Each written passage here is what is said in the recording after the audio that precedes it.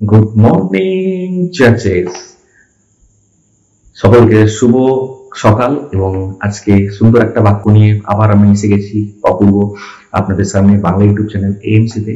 আর কেন আমি good morning বললাম, কারণ প্রভু আজকের দিনে আপনাদের প্রত্যেককে বলতে চাইছে যে সকাল হয়ে গিয়েছে, তাড়াতাড়ি উঠে পড়ো আর প্রভুর রাজ্যের জন্য ঝাঁপিয়ে পড়ো। হালেলুয়া। তো প্রভু আজকে আপনাদের প্রত্যেককে বলতে চাইছেন, যারা যারা ঘুমিয়ে রয়েছেন, যারা যারা আত্মাতে দুর্বল হয়ে রয়েছেন, তাদের জন্য প্রভু একটা নতুন সকাল দিয়েছে। আর প্রভু এই নতুন সকালে আপনার জন্য নতুন কিছু করতে চায়। আর আপনি যদি জানতে চান যে প্রভু আজকের এই সকালে, আজকে থেকে আপনার জীবনে কি করতে চান, তো তাহলে আজকের এই পুরো ভিডিও প্রথম থেকে শুরু করে শেষ পর্যন্ত বিনা স্কিপ করে দেখুন। আর আপনি যদি নতুন হয়ে থাকেন তাহলে এই চ্যানেলটিকে সাবস্ক্রাইব করুন এবং বেল বাটনটিকে ক্লিক করে দিন। হালেলুয়া। তো আসুন আজকের ভিডিওটাকে শুরু করা যায়।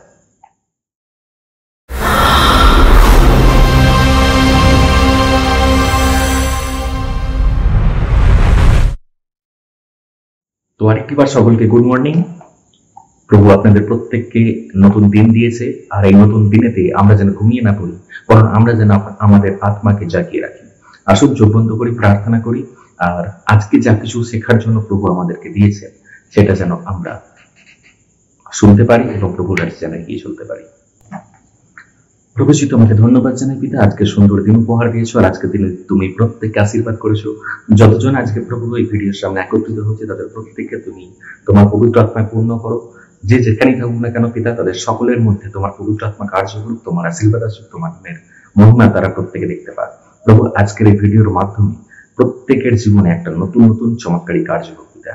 যদি কোন রকম ভুল ভ্রান্তি করে থাকি, তুমি তোমার রক্তে আমাদেরকে শুদ্ধ করো, পবিত্র করো, এবং তোমার পবিত্র আত্মার শক্তিতে তোমার পথে এগিয়ে নিয়ে চলো। আর প্রভুকে আমাদের প্রত্যেকে সে যে আত্মিক ঘুম, সেই আত্মিক ঘুম থেকে আমাদেরকে ডেকে তোলো, আর তোমার রাজ্যে যে নতুন সকাল দিয়েছো, যে নতুন আলো দিয়েছো, সেই নতুন আলোতে আমরা পবিত্র হয়ে তোমার পথে চলতে তুমি সাহায্য করো। যাকে যাকে যে দায়িত্ব দিয়েছো, সেই দায়িত্ব পালনে তুমি সাহায্য করো। আগের সময় তোমার হাতে দিই, এই ভিডিও শুরু থেকে শেষ পর্যন্ত বানাতে সাহায্য করো। কোনো রকম ডিস্টার্ব যেন না হয়, কোনো রকম প্রবলেম যেন না হয়, আর সকলের মাঝখানে সঠিক সময়তে যেন বিনা কোনো প্রবলেমে এই ভিডিও পৌঁছে যেতে পারে। আর প্রত্যেকের হৃদয়ের মধ্যে যেন তোমার পবিত্র আত্মার কথা, এই বাক্যের কথাগুলো যেন গেঁথে যেতে পারে, যেন শয়তান কোনো রকম ভাবে তোমার থেকে আমাদেরকে আলাদা না করতে পারে। আর এই বাক্যের দ্বারা শয়তানের প্রত্যেকটা পরিকল্পনাকে যেন প্রভুকে নাস্তানাবুদ করতে পারে। আর তোমার নামের মহিমা যেন সকলের জীবনে আমি দেখতে পাই।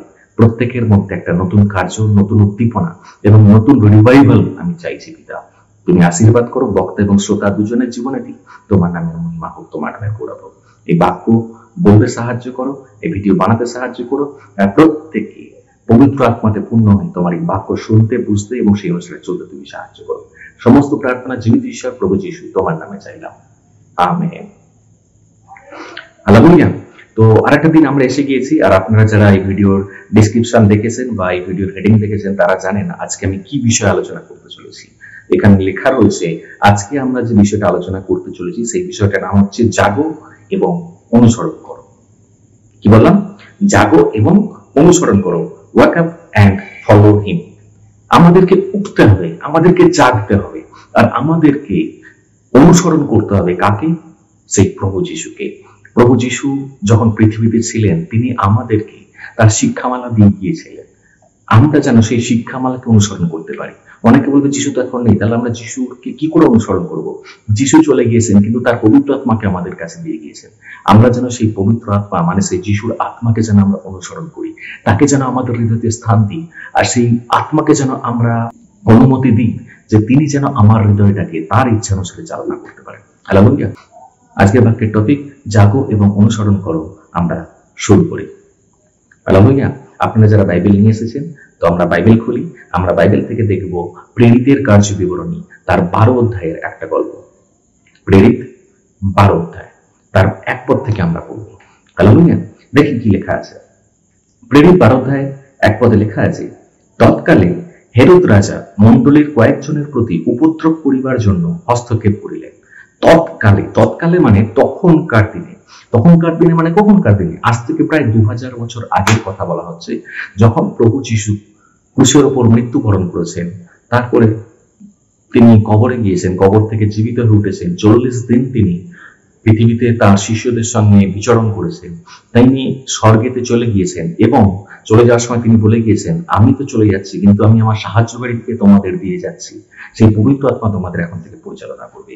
সেই পবিত্র আত্মার বিষয়ে আমরা আজকে দেখব। সেই পবিত্র আত্মা কি করে সেই সময় ওই মণ্ডলীর গুলোকে পরিচালনা করছিল এবং মণ্ডলীর নেতাদেরকে কিভাবে পরিচালনা করছিল। সেই পবিত্র আত্মা যিশুর মৃত্যুর পরেতে যত শিষ্য ছিল, যত শিষ্যা ছিল, শুধুমাত্র 12 জন শিষ্যের কথা আমরা বাইবেলেতে জানি, কিন্তু শুধুমাত্র তো 12 জন শিষ্যা নয়, এই 12 জনের দ্বারা বা প্রভু যিশুর দ্বারা হাজার হাজার লোক পিতা ঈশ্বরকে তাদের জীবনে উদ্ধারকর্তা বলে স্বীকার করেছিলেন। সেই সমস্ত শিষ্যদের জীবনে, সেই সমস্ত অনুসরণকারীদের জীবনে পবিত্র আত্মা অনেক অনেক বড় বড় কার্য করেছিলেন। তারা প্রত্যেকে প্রভুকে চাইছিলেন, প্রভুর বিষয়ে আরো জানতে চাইছিলেন, তারা প্রত্যেকে উৎসাহী হয়ে উঠেছিলেন। আপনারা হয়তো বাইবেল পড়েছেন, আপনারা জানবেন সেই সময় যিনি রোমান সম্রাটরা ছিলেন, সেই সময় যে শাসন কার্য চালাতো ওই এলাকাতে, এবং তৎকালীন যে ওই এলাকার যে রাজা ছিল হেরোদ, সে ওই সময় সমস্ত লোকেদের, সমস্ত ওই জিহুদি লোকেরা যারা যিশুকে মানে এবং যিশু শিক্ষামালাকে মেনে চলে, তাদেরকে একদম দেখতে পারতো না। তাদেরকে মারধর করতো, অত্যাচার করতো, তাদেরকে মেরে ফেলতো, যাতে কেউ যিশুকে তাদের জীবনে ঈশ্বর বলে না মান্য করে। আর তাদের এই ইচ্ছাতে ইন্ধন জুগিয়েছিল তখনকার দিনে সমাজ ঘরের নেতারা, যারা তথাকথিত তখনকার দিনে যাজক ছিল, তখনকার দিনে ধর্মীয় সমাজ ঘরের যারা বড় বড় পুরোহিত ছিল। তারা চাইতো না যে যিশু বলে কোন একজন সাধারণ ব্যক্তিকে লোকেরা প্রভু বলুক, আর লোকেরা আমরা যাজক আমাদের কাছে না এসে লোকেরা যিশুর কাছে যায়। তারা ঈশ্বরের দাস হয়েও, তথাকথিত ঈশ্বরের দাস হয়েও ঈশ্বরের নিজের পুত্র প্রভু যিশুকে চিনতে পারেনি। তাদের প্রভু যিশুর বিরুদ্ধে তারা রথ তুলেছিল, প্রভু যিশুকে তারা কুশে দেওয়ার জন্য উঠে পড়ে লেগেছে, যিশুকে কুশে দেওয়ার চিৎকার করেছে এবং যিশুর মৃত্যুর পরে এখন তার শিষ্যদের মৃত্যুর কামনা করছে, তাদের উপর মারধর করছে, অত্যাচার করছে, বিভিন্ন উপায়ে, ছলে বলে কৌশলে, সরাসরি বা ইনডাইরেক্টলি তাদেরকে অত্যাচার করছে। আর আমরা জানি, যারা বাইবেলে প্রেরিত নামক পুস্তকটি পড়েছেন তারা সকলেই জানে সেই সময়তে যিশুর মৃত্যুর পর বিশ্বাসীদের জীবনে কত বড়ই না দুর্যোগ এসেছিল, কত বড়ই না সমস্যা এসেছিল। বিশ্বাসীরা লুকিয়ে লুকিয়ে বেড়াচ্ছিল, তারা গোপনে সভা আয়োজন করছিল, আর এই গোপনেতে তারা ঈশ্বরের কাছে প্রার্থনা করছিল, আর ঈশ্বরের রাজ্য কিভাবে আগে বাড়বে সেই চিন্তা করছিল। যখনই সেই গোপনতার খবর রাজসেনারা পেয়ে যাচ্ছিল, সেই সকল সভার মধ্যে ঢুকে মারধর করছে, লোকেদেরকে মেরেছে, সেই এলাকার নেতাদেরকে, ধর্মীয় নেতাদেরকে, প্রভু যিশু শিষ্যকে মেরে ফেলেছে, কিন্তু তাতেও প্রভু যিশুর অনুগামীদেরকে কেউ ঠেকাতে পারেনি, বরং দিনের পর দিন তার যিশুর শিষ্যের সংখ্যা আরো বাড়তে থেকেছে, আরো বাড়তে থেকেছে। হালেলুয়া। আমরা এই প্রেরিতের 12 অধ্যায় 1 পদ থেকে পড়া শুরু করেছিলাম। সেই সময়তে যিশুর 12 জন শিষ্য বিভিন্ন দিকে চালিয়ে যায়, বিভিন্ন দিকে ছড়িয়ে যায়, তারা একভাবে আর থাকে না। তারা যখন বিভিন্ন দিকে ছড়িয়ে গেল, তারা যখন পবিত্র আত্মা পেল, প্রেরিত 2 অধ্যায় লেখা আছে কিভাবে তার শিষ্যরা পবিত্র আত্মা পেল। আর যখন তারা পবিত্র আত্মা পেল, তাদের মনের মধ্যে সাহস হলো, তারা প্রভুর জন্য জীবন পণ করে দেবে এই অঙ্গীকার করলো। আর অঙ্গীকার করে মৃত্যুকে তারা নিজের হাতের মুঠোয় করে তারা বেরিয়ে পড়লো প্রভু যিশু সুসমাচার প্রচার করতে। হালেলুয়া। তারা সাহস করে সুসমাচার প্রচারের জন্য বেরিয়ে পড়লো, আর তার শিষ্যরা বিভিন্ন দিকে চালিয়ে গেল। কেউ আন্তিওখিয়াতে গেল, কেউ কেউ পূর্ব দিকে গেল, কেউ কেউ পশ্চিম দিকে গেল, কেউ কেউ বিভিন্ন দেশেতে ছড়িয়ে গেল। আর তাদের মধ্যে পিতর নামক একজন বিশ্বাসী ছিলেন, পিতর নামক একজন প্রভুর শিষ্য ছিলেন, তিনিও বাক্য প্রচারের জন্য বিভিন্ন জায়গায় গিয়েছিলেন। আজকে আমরা পিতরের গল্প পড়ব। হালেলুয়া। আজকে আমরা পিতরের গল্প পড়ব। লেখা আছে, তৎকালে হেরোদ রাজা মণ্ডলীর কয়েকজনের প্রতি উপদ্রব করিবার জন্য হস্তক্ষেপ করলেন। সেই সময় এই সকল যে সকল মণ্ডলী চলছিল, ছোটখাটো গোপনে যে সকল মণ্ডলী চলছিল, যে প্রার্থনা সভাগুলো চলছিল, হেরোদ রাজা চাইছিল না সেই সকল মণ্ডলী চলুক। কেউ যিশুকে ঈশ্বর বলে দাবি করুক, কেউ যিশুকে একজন ধর্মীয় নেতা হিসাবে দেখুক, তাহলে আমি যে রাজগদিতে রয়েছি তাহলে আমার গদিটা নড়ে যাবে।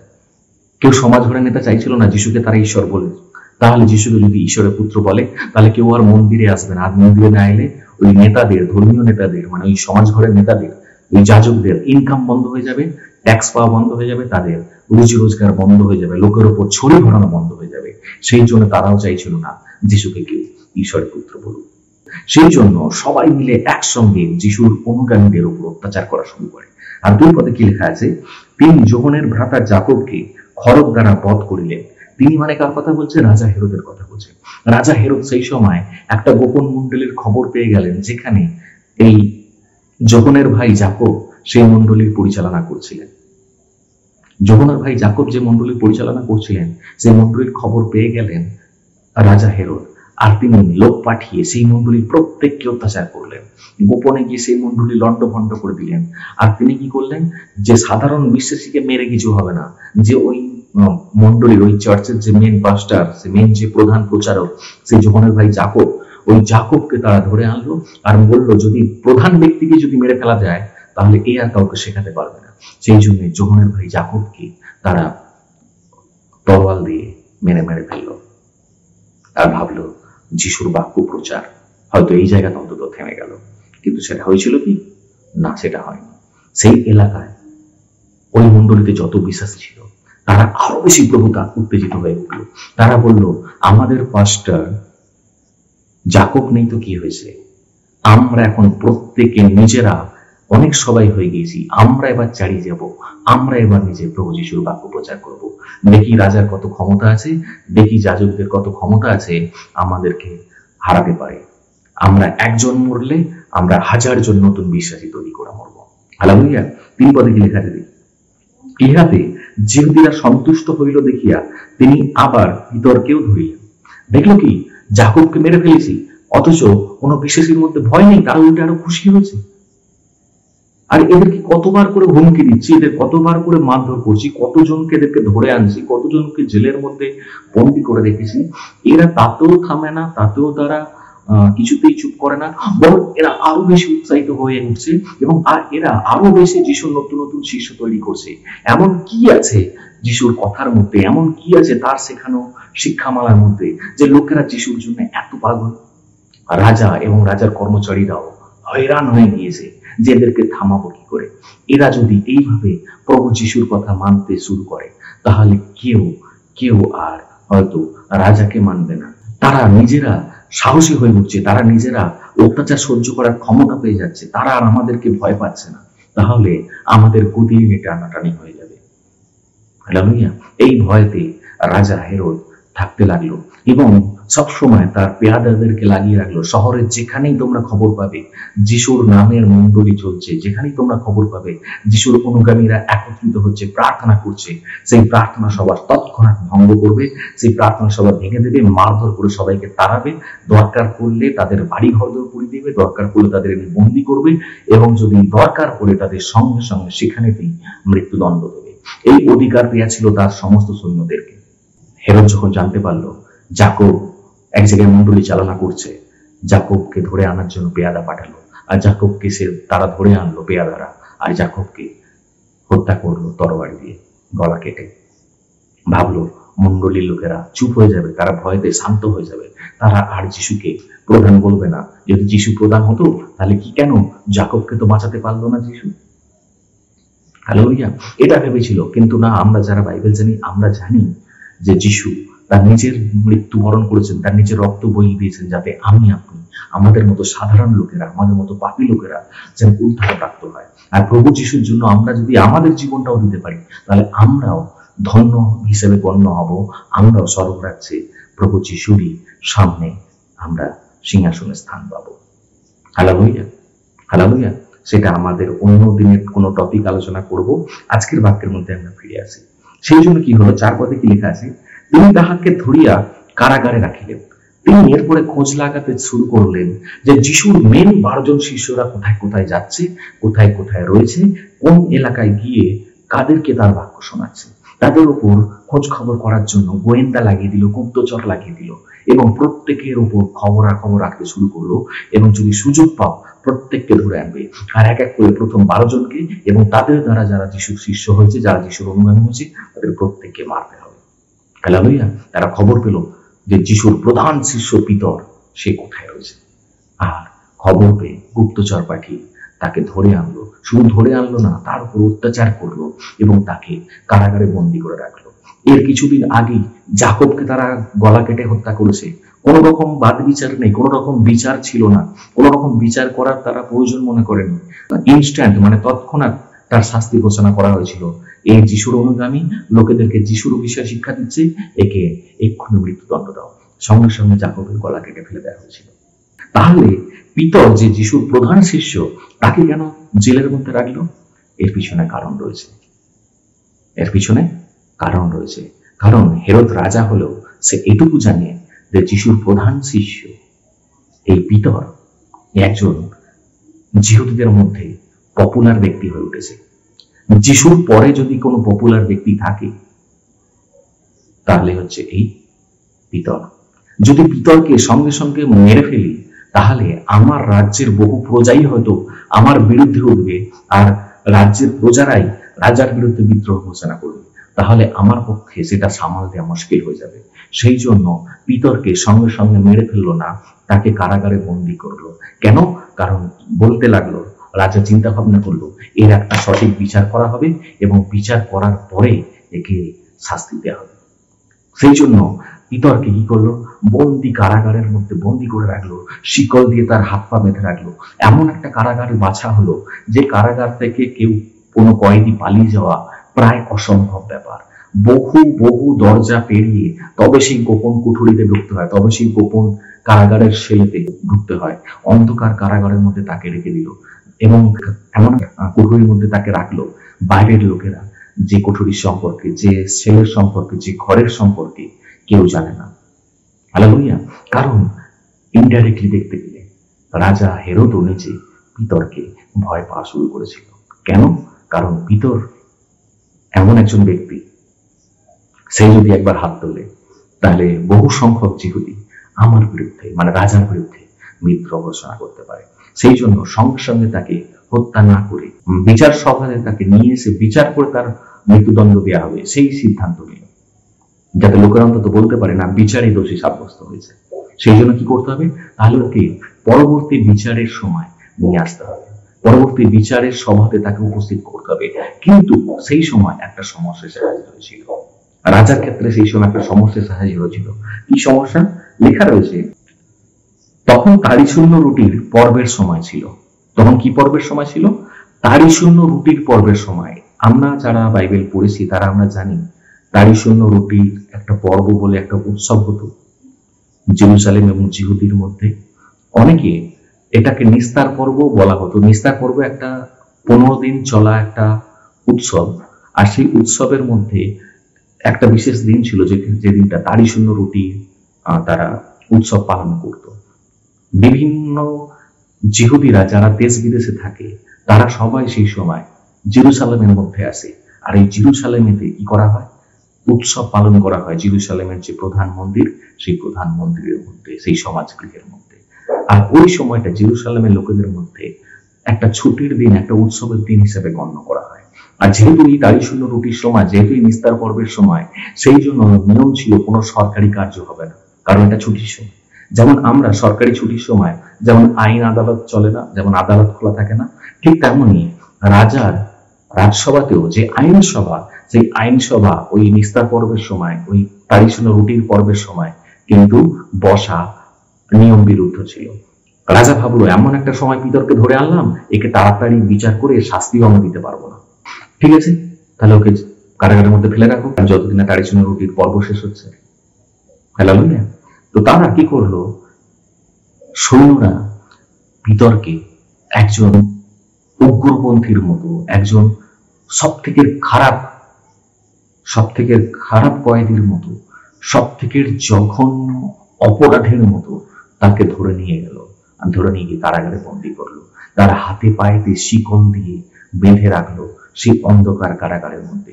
শুধুমাত্র শিকল দিয়ে বেঁধে রাখলো তাই নয়, সেটা এমন একটা কারাগার ছিল যে কারাগারের দেয়াল প্রচুর শক্ত এবং মোটা, যে দেয়ালকে সহজে ধ্বংস করে ভেঙে কেউ কয়েদি পালাতে পারবে না। সেই কারাগারের যে গেট ছিল, সেই গেটগুলো লোহার গেট ছিল, সেই লোহার গেট ভেঙে কেউ বেরিয়ে পালাতে পারবে না। এই গেটের বাইরে এবং গেটের ভেতরে শক্ত পাহারাদার দিয়ে পাহারা দেওয়ার ব্যবস্থা ছিল। এবং যদি কোনো কয়েদিকে ওই সেল থেকে, মানে ওই কারাগার থেকে বেরিয়ে পালাতে হয়, এরকম তাকে বহু গেট পার হয়ে তবে বেরোলে এই কারাগার থেকে বেরিয়ে পালাতে পারবে। হালেলুয়া। এক কথায় বলতে গেলে সব থেকে গোপন যে কুঠুরি, সব থেকে গোপন যে কারাগার, সেই গোপন কারাগারের মধ্যে পিতরকে লুকিয়ে রাখলো, বন্দি করে রাখলো, যাতে কোনো বিশ্বাসী খবর না পায় কোথায় পিতর রয়েছে। আর যদি বিশ্বাসীরা খবর পেয়ে যায় তাহলে এসে হয়তো পিতরকে হয়তো চুরি করে নিয়ে চলে যেতে পারে। এখন রাজা হাত গুনছে যে কবে এই উৎসবটা শেষ হবে, আর উৎসব শেষ হলেই সঙ্গে সঙ্গে আমি বিচার সভা ডাকবো, আর আমি বিচার সভাতে পিতরকে নিয়ে আসবো, আর পিতরকে মৃত্যুদণ্ড ঘোষণা করব বিচার সভাতে, কারণ রোমান সাম্রাজ্যের নীতি বিরুদ্ধ কাজ করেছে। তারপরে কি লেখা রয়েছে, তিনি তাহাকে ধরিয়া কারাগারে রাখলেন এবং তাহাকে পাহারা দিবার জন্য 4 জনের দল, এমনকি 4 দল সেনার নিকটে সমর্পণ করিলেন। শুধুমাত্র তাকে শিকল দিয়ে বেঁধে রাখলো তাই নয়, তাকে 4 জন করে 4টে দলে ভাগ করা পাহারাদারকে দিয়ে পাহারা দেওয়া করালো। চিন্তা করে দেখুন, একজন কয়েদিকে কজন পাহারা দিচ্ছে? 4 জন করে 16 জন, 4 16 জনকে দিয়ে কি করলো, তার উপর পাহারাদার বসালো। যে কারাগারের মধ্যে শুধুমাত্র পিতরের থাকার কথা, সেই কারাগারে শুধু পিতর রইল না, সেই কারাগারেতে পিতরের দুপাশে আরো 2 জন সৈন্য রইল, যাতে সব সময় পিতরের দিকে নজর রাখা যায়। কেন জানি না, প্রভু যিশুকে নাকি চমৎকারী কার্য করার লোক হিসেবে জানা যেত। পিতরও নাকি অনেকের জীবনে চমৎকারী কার্য করেছে, হয়তো চমৎকারী করে পিতর যেন এখান থেকে পালাতে না পারে, সেই ভয় তার মধ্যে ছিল, তার রাজা হেরোদের মধ্যে ছিল। সেই জন্য পিতরকে একাই কারাগারের মধ্যে রাখিনি, ওই কারাগারের মধ্যে অস্ত্র নিয়ে, বল্লম নিয়ে, তরোয়াল নিয়ে 2 জন সেনাকেও পিতরের ডান দিকের বাঁ দিকে বসিয়ে রেখেছিল। পিতরের ডান দিকের বাঁ দিকে দাঁড় করিয়ে রেখে দিয়েছিল, যাতে সব সময় ওই পিতরের দিকে নজর রাখতে পারে। হ্যালেলুয়া। ঘরের মধ্যে কতজন ছিল? ঘরের মধ্যে মনে রাখবেন, ক্যালকুলেশনটা যেন কখনো না বলে, ঘরের মধ্যে 4 জন পাহারাদার ছিল, আর ছিল পিতর নিজে। হ্যালেলুয়া। তো ঘরের মধ্যে 4 জন পাহারাদার কোথায় কোথায় ছিল? মন দিয়ে শুনুন। পিতর শিকল দিয়ে হাত পা বাঁধা অবস্থায় থাকতো, পিতরের ডান দিকে আর বাঁ দিকে একজন করে 2 জন থাকতো। আর যে দরজাটা বন্ধ করা ছিল, কারাগারের যে গেট, যে লোহার গেট বললাম, সেই লোহার গেট বন্ধ করা আছে, সেই গেটের সামনে 2 জন থাকতো। ঘরের ভিতরেই গেটের সামনে 2 জন থাকতো। আর তাহলে ঠিক গেটের বাইরে, মানে ঘরের বাইরে, গেটের বাইরে আরো 2 জন। সেখান থেকে যদি বেরোতে হয় আর একটা সেকেন্ড গেট পড়বে, সেকেন্ড গেটেরও ভিতরে 2 জন, সেকেন্ড গেটেরও বাইরে 2 জন। তারপর 3 নম্বর গেট, 3 নম্বর গেটেরও সামনে 2 জন, 3 নম্বর গেটেরও বাইরে 2 জন, এবং সর্বশেষ প্রধান গেট। এই প্রধান গেটটা হচ্ছে আরো বড় এবং আরো শক্তিশালী তালা ঝোলানো আছে, সেই প্রধান গেটেরও ভিতরে 2 জন পাহারাদার। এরকম 4 জন করে 4টে দল, মানে 16 জনে মিলে ওই একা পিতরের রক্ষণাবেক্ষণ করছিল, পিতরকে রক্ষা করে রেখেছিল, পিতরকে পাহারা দেওয়ার জন্য রেখেছিল, যাতে চুরি করে কেউ না নিয়ে যেতে পারে। হ্যালেলুয়া, হ্যালেলুয়া। কজন ছিল তাহলে? 16 জন পাহারাদার। পিতর বেচারা, তাকে মারধর করেছে, তাকে অত্যাচার করেছে, তার জামা প্যান্ট, যেগুলো ভালো জামা প্যান্ট পরে থাকে, তার যে কাপড় ছিল, সেই আলখাল্লা টাইপের যে কাপড় পরতো, সেগুলোকে তারা খুলে ফেলে দিয়েছে। আর সেই খালি পিঠের ওপর চাবুক পেড়েছে, চাবুকের দাগ রয়েছে, সারা শরীরে যন্ত্রণা হচ্ছে। তাকে প্রায় উলঙ্গ করে ফেলে রেখেছে, হাতে পায়েতে শিকল বেঁধে। যেখানে তার শিকলের বেড়িগুলো লাগানো আছে, সেই শিকলের বেড়ি চাপেতে সেই জায়গা থেকে রক্ত বেরোচ্ছে। কতই না কষ্ট, পিতর কতই না কষ্ট পাচ্ছে। পিতর ওই কারাগারের মধ্যে বসে রয়েছে, আর বসে বসে ভাবছে, প্রভু তুমি আমার জন্য কি রেখেছো জানি না, কিন্তু আমি যে কাজ করব বলে অঙ্গীকার করেছিলাম, হয়তো এখনো সবটা করে উঠতে পারিনি। আমার এখনো কিছু কাজ করা বাকি রয়েছে, এখনো আমার অনেক কিছু কাজ করা বাকি রয়েছে। তোমার সেই মণ্ডলীর যে লোকেদের উপর আমাকে নিযুক্ত করে গিয়েছিলে, সেই লোকেদের এখনো অনেক কিছু শেখানো বাকি রয়েছে। সেই মণ্ডলীর লোকেদেরকে এখন পরিচালনা করবে কে, তাদের শেখাবে কে? তারা হয়তো আবার ভয় পেয়ে তোমার থেকে দূরে সরে যাবে।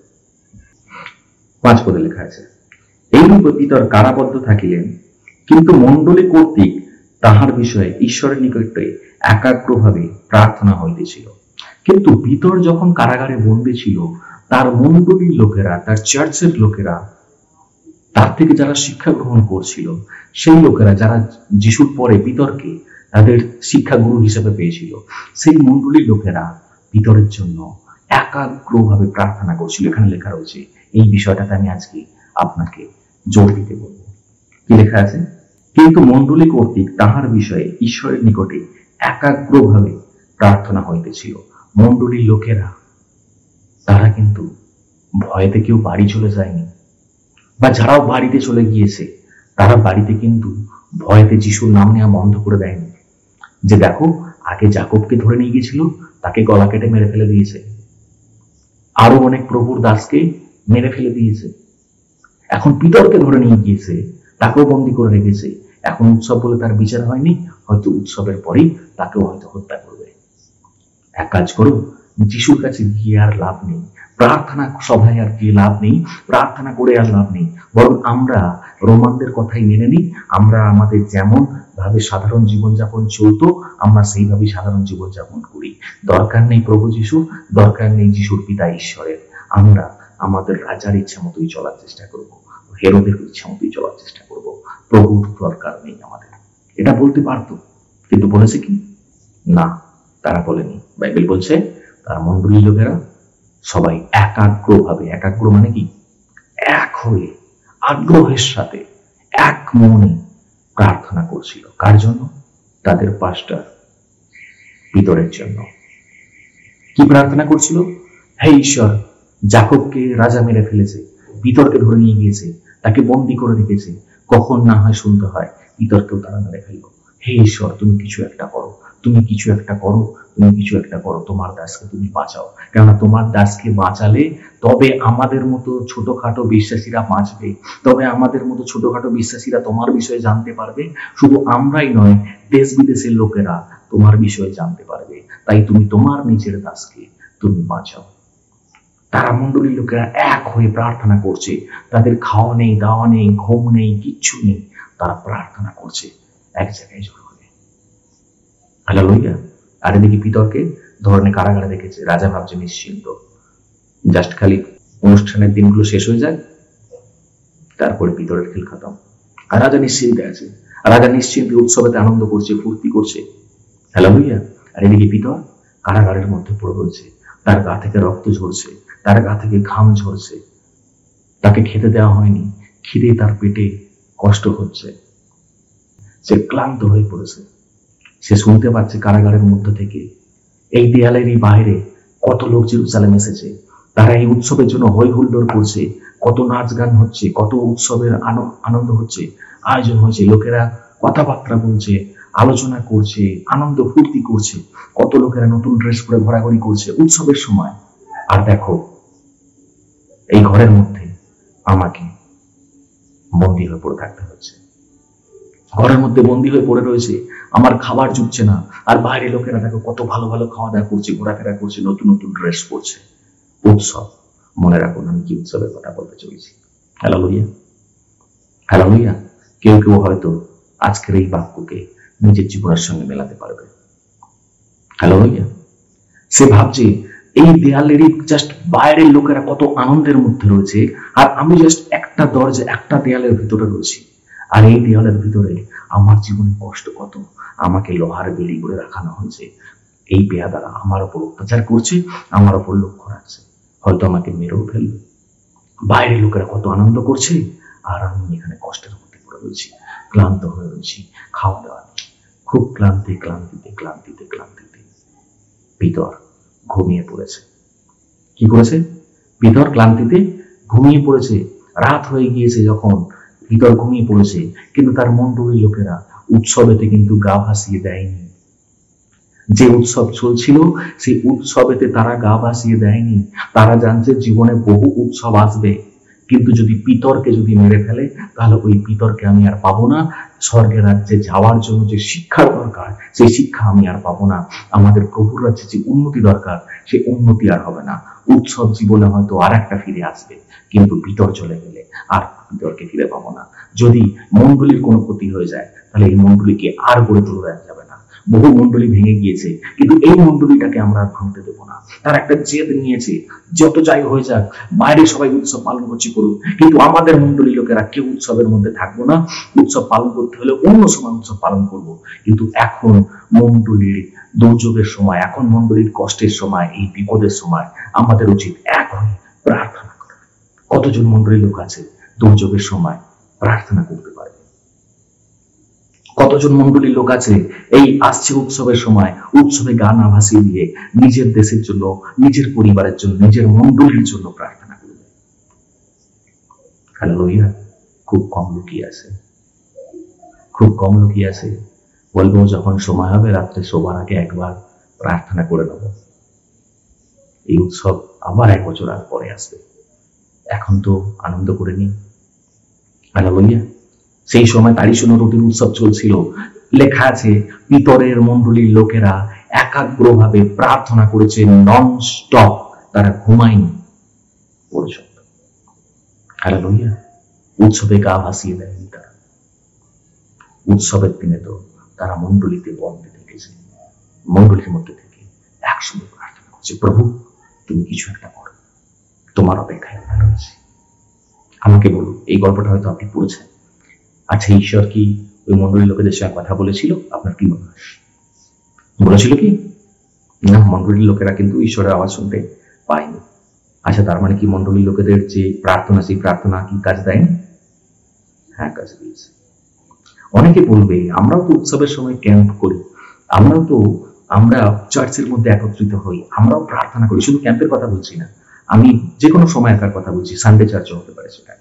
আমরাও তো সানডে চার্চের সময় একত্রিত হই, আমরা তো প্রার্থনা করি। কই ঈশ্বরের আওয়াজ তো আমরা শুনতে পাই না, ঈশ্বর তো কয় আমাদেরকে কিছু বলে না। তার মানে ঈশ্বর কি আমাদের প্রার্থনা আদৌ শুনে? আমাদেরকে তো উত্তর দেয় না। আরে বাবা, ঈশ্বর উত্তর দেয় না বলে কি পিতরকে তিনি বাঁচায়নি? এই গল্পটা তো আপনি পড়েছেন। পিতরকে কি বাঁচায়নি? হ্যাঁ, পিতরকে বাঁচিয়েছে, পিতরকে বাঁচিয়েছে। আপনি প্রার্থনা করুন, ঈশ্বর ঠিক কার্য করছেন। হয়তো আপনি বুঝতে পারছেন না, কিন্তু আপনার প্রার্থনাতে ঈশ্বর কার্য করছেন। হালেলুয়া। আপনি এটা বলবেন না যে ঈশ্বর আমার প্রার্থনা শুনে না, আমার প্রার্থনায় কাজ হয় না বলে প্রার্থনা বন্ধ করে দিয়ে জগতের সঙ্গে গা ভাসিয়ে দেবেন না। জগতের লোক হই হুল্লোড় করছে, মদ খাচ্ছে, সিগারেট খাচ্ছে, সরি আমি বলে ফেললাম, ক্ষমা করবেন। জগতের লোকেরা হই হুল্লোড় করছে, বিভিন্ন বাজে কাজের মধ্যে লিপ্ত হয়ে রয়েছে, আমরাও তাদের সঙ্গে গা ভাসিয়ে দিলাম। আরে বাবা না, আপনি তো পবিত্র থাকুন, আপনি তো প্রার্থনা করুন আপনার মন্ডলীর খারাপ পরিস্থিতির জন্য। আমি জানি না আপনার মন্ডলীর কি খারাপ পরিস্থিতি।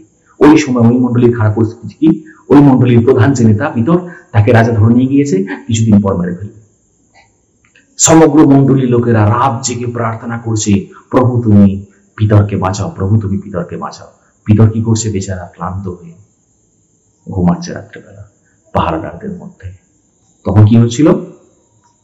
পিতর ঘুমাচ্ছে, মন্ডলীর লোকেরা জেগে জেগে প্রার্থনা করছে। আর এখন কি হয়?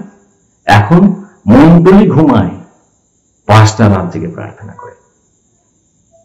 বুঝতে পারছেন কোথায় তফাৎ? কেন তখনকার দিনে বড় কার্য হতো, এখন কেন কার্য হয় না? তা বলে আমি এটা বলছি না যে পাঁচটারা ঘুমাবে, পাঁচটাদেরও প্রার্থনা করতে হবে। হালেলুয়া। তখনকার দিনে মন্ডলী না খেয়ে না দিয়ে রাত জেগে প্রার্থনা করছে, পাঁচটা ঘুমাচ্ছে। আর এখনকার দিনে আমার প্রার্থনা, আমার সমস্যা হয়েছে, একটা পাঁচটাকে ফোন করি, তুমি আমার জন্য প্রার্থনা করো। তুমি প্রার্থনা করলেই হবে, আমার আর দরকার নেই প্রার্থনা করার, আমি নিজের কাজ করতে ব্যস্ত, আমার জানি, ছেড়ে দিয়েছি, পাঁচটা প্রার্থনা করছিল তাহলেই হবে। আরে বাবা, আপনারও প্রার্থনা করা দরকার আছে, তবে তো কাজ হবে বাবা। হালেলুয়া। তখনকার দিনে লেখা আছে পুরো মন্ডলী একাগ্র চিত্তে এক হয়ে প্রভুর উদ্দেশ্যে আরাধনা করছে, প্রার্থনা করছে, প্রভু তুমি পিতরকে বাঁচাও, পিতরকে বাঁচাও, পিতরকে বাঁচাও। পিতর এখানে ঘুমাচ্ছে কোথায়? কারাগারের ভিতরে। হালেলুয়া। কত লোকের কথা ঈশ্বর ফেলতে পারেন। আপনারাও যখন মন্ডলী এক হয়ে যখন প্রার্থনা করবেন, তখন আপনার কথাও ঈশ্বর ফেলতে পারবে না। এখন সময় হয়েছে মন্ডলীকে এক হওয়ার। আমি কিছুদিন আগে বলছিলাম, আমার আগের ভিডিওতে দেখে নেবেন, ঐক্যবদ্ধ হও, আমরা এক হতে হবে আমাদেরকে। আমরা চার্চে তো লোকেরা এসে মিলিত হই, আমাদের হৃদয় এসে মিলে না। আজকে আমাদের মন থেকে এক হতে হবে, আমাদের উদ্দেশ্য এক হতে হবে। তারা চার্চের জন্য প্রার্থনা করছে, তারা পাস্টরের জন্য প্রার্থনা করছে। এখন আপনার মন্ডলীতে কি দরকার আমি জানি না, আপনার মন্ডলীতে যে সমস্যা, সেই সমস্যার জন্য আপনারা একত্রিত হয়ে যান, এক হয়ে প্রার্থনা করুন। কি দিন কি রাত দেখার দরকার নেই, জেগে থাকুন, প্রার্থনা করুন। আজকের বাক্যের টপিক, জাগো ও অনুসরণ করো। আজকের বাক্যের টপিক, জেগে থাকো এবং অনুসরণ করো। তাহলে আমাদের কি করতে হবে? আমাদের জেগে থাকতে হবে এবং আমাদেরকে ঈশ্বরের পথকে অনুসরণ করতে হবে, ঈশ্বরের বাক্যকে অনুসরণ করতে হবে, আমাদেরকে প্রভু যিশুকে অনুসরণ করে এগিয়ে চলতে হবে। Hallelujah, hallelujah. উৎসব আসুক বা অন্য কোনো কিছু আসুক, হালেলুয়া। কে নতুন জামা প্যান্ট পরে ঘুরছে তাকে দেখে আমার প্রার্থনাটা থেমে গেল, এটা যেন না হয়। এটা ভাবুন, আপনি যদি ঈশ্বরের আশীর্বাদ পেয়ে যান, ওরা হাজার একটা নতুন জামা কাপড় আপনার জন্য অপেক্ষা করবে। আরে বাবা, ওরা তো জগতে নতুন জামা প্যান্ট পরে ঘুরছে। আরে বাবা, চিন্তা করে দেখুন, আপনি সোনার সিংহাসনে বসবেন, আপনার মাথায় জীবন মুকুট থাকবে, আপনি জীবন বৃক্ষের ফল খাবেন, আপনি সেই স্বর্গের সিংহাসনে থাকবেন। সেটা ওরা কিন্তু পাবে না। ওদের আনন্দ হচ্ছে 3 দিন 4 দিনের আনন্দ, আপনার আনন্দ অনন্ত জীবনের আনন্দ। আপনি অনন্ত জীবন স্বর্গের মধ্যে কাটাবেন। কোনটা চাই? 3 দিন 4 দিনের আনন্দটা আপনি আপনার জীবনে বড় করে দেখবেন, নাকি স্বর্গে অনন্ত জীবনটাকে আপনি বড় করে দেখবেন? হালেলুয়া। তার জন্য হয়তো অল্প কিছু দুঃখ কষ্ট ভোগ করতে হতে পারে, লোকেরা হয়তো খারাপ কথা বলতে পারে, অত্যাচার সহ্য করতে হতে পারে, এবং কাউকে হয়তো এই অত্যাচার সহ্য করতে না পেরে হয়তো শয়তানের দ্বারা বা জগতের লোকদের দ্বারা হয়তো হত্যাও হয়ে যেতে হতে পারে। কিন্তু প্রভুর পথকে দয়া করে ছাড়বেন না। এটা ভাববেন না প্রভু আপনার জীবনে কাজ করছে না। আপনার প্রার্থনাতেই, আপনাদের প্রার্থনাতেই প্রভু সব থেকে চমৎকারী কাজ করবে। হালেলুয়া। গল্পের মধ্যে ফিরে আসি। ভিতর কারাগারের মধ্যে ঘুমাচ্ছে, আর বাইরে মণ্ডলীর সমস্ত বিশ্বাসী জড়ো হয়ে একাগ্রভাবে ননস্টপ প্রার্থনা করে যাচ্ছে। ঈশ্বর শুনে নিলেন তার কথা, ঈশ্বর শুনে নিলেন তাদের কথা। ঈশ্বর তার স্বর্গদূতকে বললেন, যা তুই যা, আর এই পিতরকে বাঁচা, কেননা পিতরকে যদি না বাঁচাই তাহলে আমার পরিকল্পনা সফল হবে না। আমার পরিকল্পনা সারা পৃথিবীর মধ্যে লোকেরা সত্যকে জানবে। হালেলুয়া। আমার বাক্যের মধ্যে বলেছি, শেষের দিনেতে প্রত্যেকটা হাঁটু আমার সামনে পাতিত হবে। সেই কথাকে সত্য করার জন্য পিতরের বেঁচে থাকাটা দরকার আছে এখনকার দিনের অনুসারে। এখনো পিতরের অনেক কার্য বাকি আছে। ঈশ্বর স্বর্গদূতকে পাঠালেন কারাগারের মধ্যে। স্বর্গদূত কারাগারের মধ্যে গেলেন। কি লেখা আছে দেখি, বাইবেলে পড়ি। 6 পদে লেখা আছে, পরে হেরোদ যেদিন তাকে বাহিরে আনিবেন তাহার পূর্বরাত্রিতে পিতর 2 জন সেনার মধ্যস্থানে 2 শৃঙ্খলে বদ্ধ থাকিয়া নিদ্রাগত ছিল, এবং তার দেশে প্রহরীরা কারাগার রক্ষা করিতেছিল। কি বললাম, একটু আগেই বললাম যে যেদিন পিতরের আর কি রাজা ভেবেছিল উৎসব শেষ হয়ে যাবে, তার বিচার করা হবে, সেই বিচারের ঠিক আগের রাত্রের কথা বলা হয়েছে।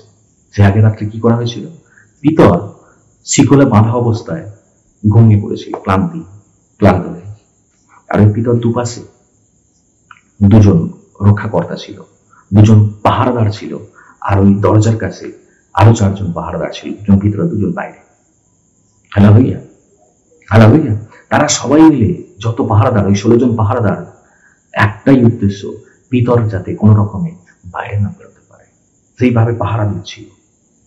পিতর ঘুমাচ্ছে, পাহারাদারেরা জেগে জেগে পিতরকে পাহারা দিচ্ছে। হালেলুয়া। 7 পদে কি লেখা আছে, আর দেখো প্রভুর এক দূত তাহার কাছে আসিয়া দাঁড়াইলেন, এবং কারাকক্ষে আলোক প্রকাশিত হইল। কি হলো? লেখা আছে, এবং তখন সেই মাঝরাতের অবস্থা, যখন সেই চারিদিকে প্রচুর অন্ধকার, সেই মাঝরাতে কি লেখা আছে, আর দেখো প্রভুর এক দূত তাহার কাছে আসিয়া দাঁড়ালেন। ওই কারাগারের বন্ধ দরজায় 4টে দরজা ভেদ করে স্বর্গদূত কারাগারের ভিতরে প্রবেশ করলেন। ওই কারাগারের মধ্যে ঈশ্বরের স্বর্গদূত এসে উপস্থিত হলেন, দাঁড়ালেন।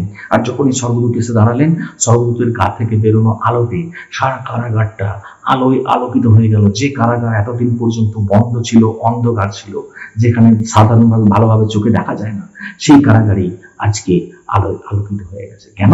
কারণ ঈশ্বর তাদের কথা শুনে নিয়েছে, প্রার্থনা শুনে নিয়েছে।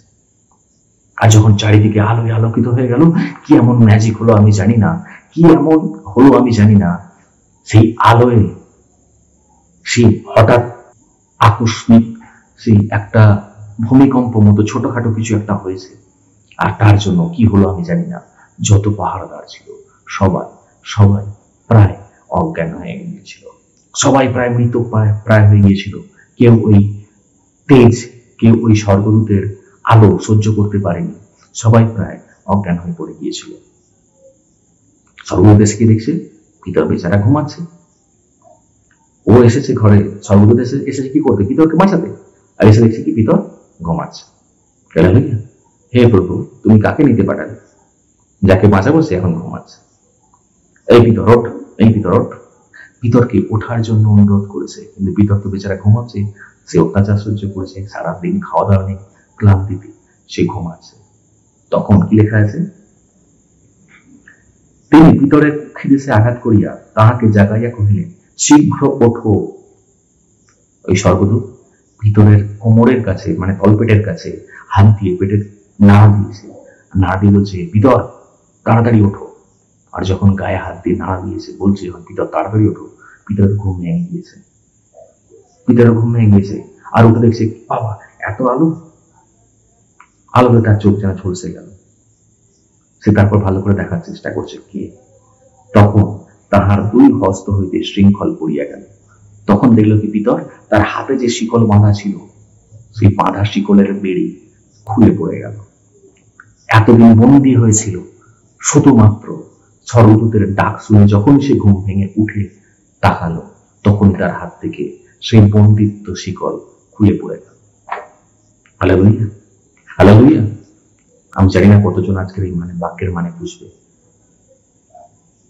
কতজন আজকের এই বাক্যকে মেনে চলবে। আজকে সময় এসেছে জেগে ওঠার। Hallelujah, hallelujah. তখনকার দিনে মণ্ডলী জেগেছিল, পিতর ঘুমাচ্ছিল। এখনকার দিনে মণ্ডলী ঘুমাচ্ছে। আর মণ্ডলী যারা সত্যিকারের বিশ্বাসী, যারা সত্যিকারের ঈশ্বরের সন্তান, যারা সত্যিকারের ঈশ্বরের কার্যকর্তা, আমি শুধু পাস্টারকে বলবো না, তার মানে পাস্টার উঁচু করে দেওয়া হয়ে গেছে। যতজন লিডার আছে, যতজন সত্যিকারের কার্যকর্তা আছে, যতজন সত্যিকারের দাস রয়েছে, তারা প্রভুর জন্য খেটে যাচ্ছে, তারা লোকেদের জন্য খেটে যাচ্ছে, তারা তাদের জীবন পণ করে দিচ্ছে। কিন্তু মণ্ডলীর বিশ্বাসীরা আজকে ঘুমাচ্ছে। সময় এসেছে, ঈশ্বরের ডাক এসে গিয়েছে, আপনি আজকে উঠে দাঁড়ান। ঘুমানোর সময় নেই, পৃথিবীর সময় শেষ। কারণ ওই রাতটা শেষ হলেই পিতরের বিচার হতো, ওই রাতটা শেষ হলেই পিতরের মৃত্যুদণ্ড হতো। হালেলুয়া। আমি না জানি আজকের রাতটা, আজকের দিনটা হয়তো কার কার জীবনের শেষ দিন। এখনো যদি মন না ফেরান, এখনো যদি ঘুম না ভাঙে, তাহলে আর কবে ঘুম ভাঙবে? হয়তো এক্ষুনি প্রভু যিশু দ্বিতীয় আগমন হয়ে যেতে পারে, হয়তো এক্ষুনি প্রভু যিশু চলে আসতে পারে। আর আপনার কাছে সময় নেই। আরে বাবা, কখন ঘুম থেকে উঠবেন? এখন তো ঘুম থেকে উঠুন, এখন তো প্রভুর কথা শুনুন। অনেক হয়েছে জগতের পথে থাকা, অনেক হয়েছে জগতের আনন্দে গা ভাসিয়ে দেওয়া। আরে বাবা, এখন তো জেগে উঠুন, ঈশ্বরের কথা তো এখন মেনে চলুন। আরে বাবা, আর কত ঘুমাবো? আমি জানি আপনার কষ্ট হচ্ছে, আমি জানি আপনার সমস্যা হচ্ছে, আমি জানি আপনি বন্দী হয়ে রয়েছেন আপনার সংসারে, আপনার এমন দায়িত্ব চেপে আছে, আপনার হাতে এমন বেড়ি পড়ে আছে, আপনি বেরিয়ে আসতে পারছেন না চার্চে, আপনি বেরিয়ে আসতে পারছেন না প্রার্থনা সভায়। আপনার ইচ্ছা হচ্ছে আমি প্রভুর কার্য করব, কিন্তু এমন বেড়ি আপনার হাতের মধ্যে রয়েছে, আপনি আপনার সংসারে এমন বাধা অবস্থায় পড়ে রয়েছে, আর এমন সৈন্যরা আপনার দিকে তাক করে রয়েছে। আপনার বাড়ির লোক হতে পারে, আপনার পরিবারের গুরুজনেরা হতে পারে, আপনার প্রতিবেশীরা হতে পারে, যে এই খ্রিস্টান হয়ে গেল, এই যিশুর কাছে যাচ্ছে, হয়তো নানা রকম খারাপ কথা বলবে। সেই সকলের জন্য আপনি হয়তো বেরোতে পারছেন না। হালেলুয়া। আজকে সময় এসেছে, একবার খালি জেগে উঠুন। হালেলুয়া। ধরুন আমাকে তো চার্চে গেলেই আবার বলবে খ্রিস্টান হয়ে যাবি, তার চেয়ে বরং থাক, আজ একটু ঘুমিয়েই চার্চে আর যাবো না। বহু চার্চে গেলে আর কি হবে? আমাদেরকে আবার এক ঘরে করে দেবে। প্রার্থনায় কি হবে? বড় লোকেদের কথাই শুনি, বড় এই হিরোদের কথাই শুনি। মনে করি না এই কারাগারে যারা বেয়ালারা রয়েছে এরাই আমার বন্ধু।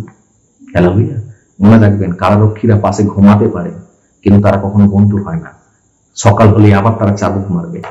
আজকে যাদেরকে আপনি নিজের বন্ধু বলে মনে করছেন না, আজকে আপনার সঙ্গে হয়তো পাশে ঘুমাচ্ছে, আপনার সঙ্গে হয়তো রয়েছে, কিন্তু সময় এলে তারাই কিন্তু সব থেকে বড় চাবুকটা মারে।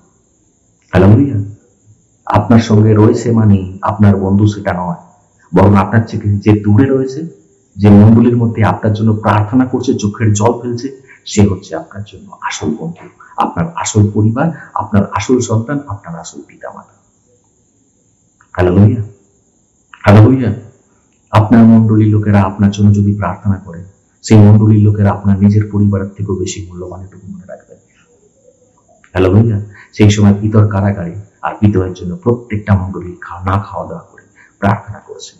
আপনি কি করছেন আপনার মণ্ডলীর জন্য? আপনি কি করছেন আপনার চার্চের জন্য? আপনি কি, এখানে তিন ধরনের লোকের কথা রয়েছে। এক ধরনের লোক বাইরের উৎসবে মাতামাতি করছে, খাওয়া দাওয়া করছে, হই হুল্লোড় করছে, মাতলামি করছে। আপনি কি সেই ধরনের লোক? যা হচ্ছে হোক, তাতে আমাদের কিছু যায় আসে না, একদিন তো মরিয়ে যাব। এক ধরনের লোক পিতরের মতো, ইচ্ছা রয়েছে কিন্তু কিছু করার নেই, হাত বাঁধা, সেই জন্য ঘুমাচ্ছে। আমরা ভাবছি ইচ্ছা আছে, চার্চে যাব, কিন্তু এখন শরীর খারাপ, এখন একটু ভালো লাগছে, একটু ঘুমাই না। ঠিক আছে, এখন আমার ইয়াং বয়স, বুড়ো হলে ধর্মকর্ম করবো, এখন তো একটু মজা করিনি, মস্তি করিনি। আমরা এই ঘুমে ঘুমাচ্ছে। হালেলুয়া।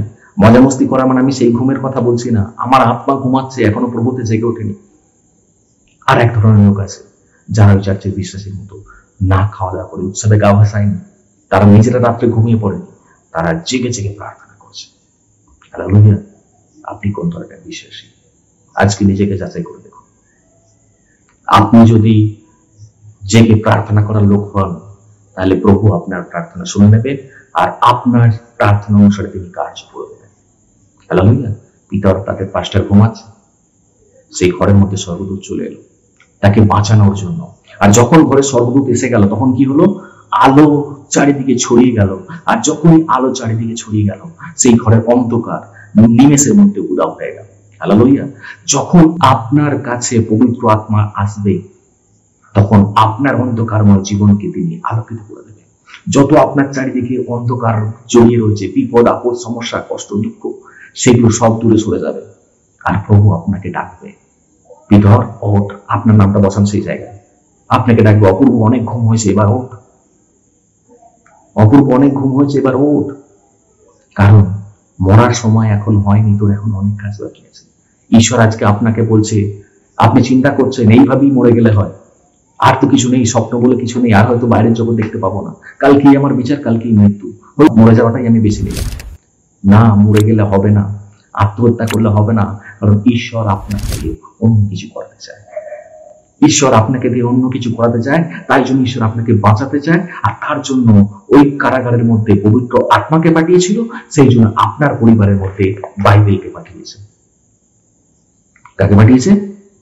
বাইবেলকে পাঠিয়েছে। আপনার পরিবারের মধ্যে এই ভিডিওটাকে পাঠিয়েছে। আপনার পরিবারের মধ্যে ঈশ্বরের বাক্য পাঠিয়েছে বিভিন্ন রকম মাধ্যমে। হালেলুয়া। আমি জানি না এই ভিডিওটা কতজন ঘুমানো হৃদয়কে আজকে জাগাবে। আমি চাইছি, আপনার গায়ে নাড়া দিয়ে বলতে চাইছি, সময় এসে গেছে, আর ঘুম নয়, এবার তো জাগুন। হালেলুয়া। বলে কোথায়? আমি তো জেগে জেগে ভিডিও দেখছি। ওরে বাবা, আমি এই জেগে থাকার কথা বলছিলাম, আমি আপনার আত্মাটাকে জাগাতে বলছি। আমরা জেগে তো আছি, কিন্তু সবাই মরার মতো, দিন তো গেল, সন্ধ্যা হলো, পার করো নয়, সেরকম। হালেলুয়া। আরে না, আপনার বয়স যাই হোক, আপনার শিক্ষা দীক্ষা যাই হোক, কিন্তু প্রভু আপনার থেকে কিছু একটা করাতে চায়। সেটা শুনুন, সেটা জানুন, সেই অনুসারে কাজ করুন। আজকের বাক্যের টপিক, জাগো এবং অনুসরণ করো। হালেলুয়া। আমাদের ঘুমিয়ে থাকলে হবে না, আমাদের জাগতে হবে। যখনই স্বর্গদূত তাকে ডাকলো, সে জেগে উঠলো, আর যখন জেগে উঠলো, তবে তার হাতের বেড়িগুলো খুললো। হালেলুয়া।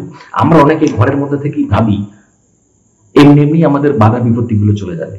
আরে বাবা না, যতক্ষণ না আপনার আত্মাকে জাগাচ্ছেন, ততক্ষণ আপনার হাতের বেড়ি খুলবে না, আপনার সংসারে বাধা দূর হবে না, আপনার বিপদ আপদ দূরে সরবে না, আপনার জীবনের সমস্যা দূরে সরবে না।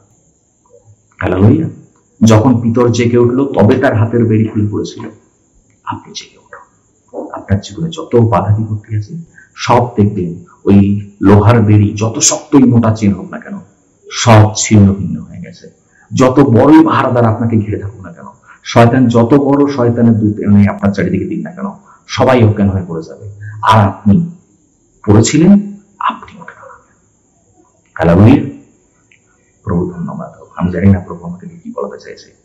কতজন আজকে আমরা পড়ে রয়েছি। হালেলুয়া। আমরা মাটিতে পড়ে রয়েছি, আর পাহাড় যারা দাঁড়িয়ে আছে অস্ত্র হাতে। আজকে সময় এসেছে, পবিত্র আত্মা আপনার ঘরে এসেছে, আপনার জীবনে এসেছে। আজকে সময় এসেছে, সেই বিপদ আপদ গুলো পড়বে, আর আপনি নিজের পায়ে ভর দিয়ে দাঁড়াবেন। আপনার হাত থেকে শিকলগুলো ছেড়ে যাবে। হালেলুয়া। হালেলুয়া। প্রভু আপনাকে দাঁড় করাতে চায় আপনার নিজের পায়ে। পিতা উঠে দাঁড়িয়েছে, সে তো বুঝে উঠতে পারছে না, কি হলো রে বাবা। স্বরূপ বলছে অত সময় নেই, অত সময় নেই, তাড়াতাড়ি এই উলঙ্গ অবস্থায় থাকলে চলবে না, তাড়াতাড়ি তোমার জামা কাপড় পরো, তোমার গা থেকে ওই চাবুক ফাবুক মেরেছে, ওসব কাটাকুটি দাগ দেখা যাচ্ছে, ঢাকো, ওগুলোকে ঢাকো, হালেলুয়া, ওগুলোকে ঢাকো, তুমি তোমার জামা কাপড় পরো, আর তাড়াতাড়ি আমার সঙ্গে চলো। ভাবছি কোথায় যাবো, দরজা তো বন্ধ।